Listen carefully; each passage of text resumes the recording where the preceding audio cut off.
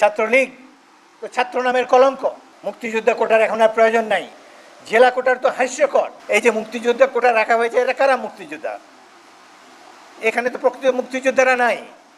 যুদ্ধের সময় ছিল মুক্তিযোদ্ধার সংখ্যা ৮০,০০০। এই কোটা দেওয়া হয়েছে যে ভুয়া মুক্তিযোদ্ধাদের জন্যে, যারা আওয়ামী লীগ করে সেই ধরনের ভুয়া মুক্তিযোদ্ধারা এই কোটা পাবে। সেই জন্যই তারা এই আন্দোলন করছে। আমরা এই ধরনের সকল ধরনের কোটার বিরুদ্ধে। খুব বেশি হলে 5% কোটা থাকতে পারে, বাকি 95% মেধার ভিত্তিতে নিয়োগ দেওয়া হোক সরকারি চাকরিতে। এটাই আমরা আজকে এই সভা থেকে দাবি করছি। আর যখনই সাধারণ মানুষের মধ্যে প্রতিরোধ করার আকাঙ্ক্ষা জেগে ওঠে, তখনই তারা মোতায়েন করে ছাত্রলীগকে। এই ছাত্রলীগ তো ছাত্র নামের কলঙ্ক। বাংলাদেশের স্বাধীনতা অর্জন করেছে ছাত্ররা। যখন কেউ স্বাধীনতার কথা বলে না, যখন কোনো রাজনৈতিক নেতৃবৃন্দ স্বাধীনতা শব্দটা উচ্চারণ করে না, ঢাকা বিশ্ববিদ্যালয়ে কয়েকজন ছাত্র স্বাধীনতার জন্য সংগ্রাম তারা শুরু করেছিল। গৌরবময় ইতিহাস রয়েছে এই দেশের ছাত্রদের। আজকে তারা আওয়ামী লীগের লাঠিয়াল বাহিনীতে পরিণত হয়েছে।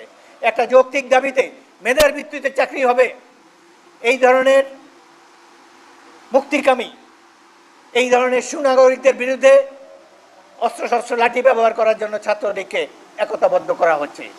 এই কি ধরনের দেশে আমরা বসবাস করছি? টেলিভিশন খুললে যে জনস্রোত দেখি, তরুণ ছাত্ররা, যুবকেরা, তারা তো বিএনপি করে না, কোনো রাজনৈতিক দল করে না, জীবন জীবিকার তাগিদে একটা যৌক্তিক বিষয় নিয়ে তারা রাজপথে আন্দোলন করে যাচ্ছে।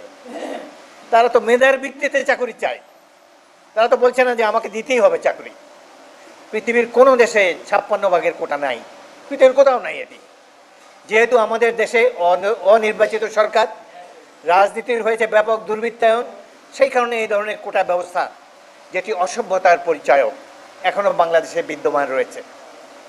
একবার আদালত রায় দিয়েছিল কোটা ব্যবস্থা বিলুপ করে, এখন আবার অদৃশ্য সুতার টানে এখন করে আবার নতুন করে কোটা ব্যবস্থা চাপিয়ে দেওয়ার জন্য চেষ্টা করা হচ্ছে। দেশে এই যে কোটা আন্দোলন যারা করছেন, তাদের উদ্দেশ্যে আমরা মুক্তিযোদ্ধা হিসাবে আপনাদের পক্ষ থেকে এটুকু বলতে চাই, যেই জনস্রোত রাজপথে আমরা দেখছি, হয়তো আপনাদের দাবি মেনে নিতে সরকার বাধ্য হবে। আমরা চাই 5%-এর বেশি কোনো কোটা থাকবে না। মুক্তিযুদ্ধ কোটার এখন আর প্রয়োজন নাই। জেলা কোটার তো হাস্যকর। এখন সব জেলা তাদের কথা মতো বাংলাদেশ যদি উন্নয়নের রোল মডেল হয়, তাহলে আবার জেলা কোটা কেন? সারা বাংলাদেশই তো উন্নত হয়েছে। সুতরাং এখন আমরা জানি, আমরা চাই বৈষম্যহীন শাসন ব্যবস্থা দেশে কায়েম হোক,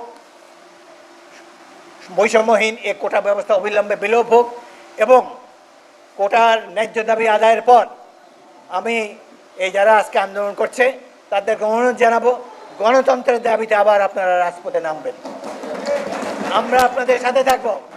এই পক্ষকে মুক্তিযুদ্ধরা আপনাদের সাথে থাকবে। এই পরিণত বয়সে আমরা যেই গণতন্ত্রের জন্য যুদ্ধ করেছি, আবার এই গণতন্ত্র প্রতিষ্ঠিত করতে চাই। আবার এই দেশের দুর্বৃত্তায়নের রাজনীতির অবসান চাই। যোগ্য ব্যক্তিদের উপযুক্ত স্থানে আমরা দেখতে চাই। এই যারা বাংলাদেশের ব্যাংকসমূহকে লুটপাট করেছে, তাদের বিচারও দেখতে চাই।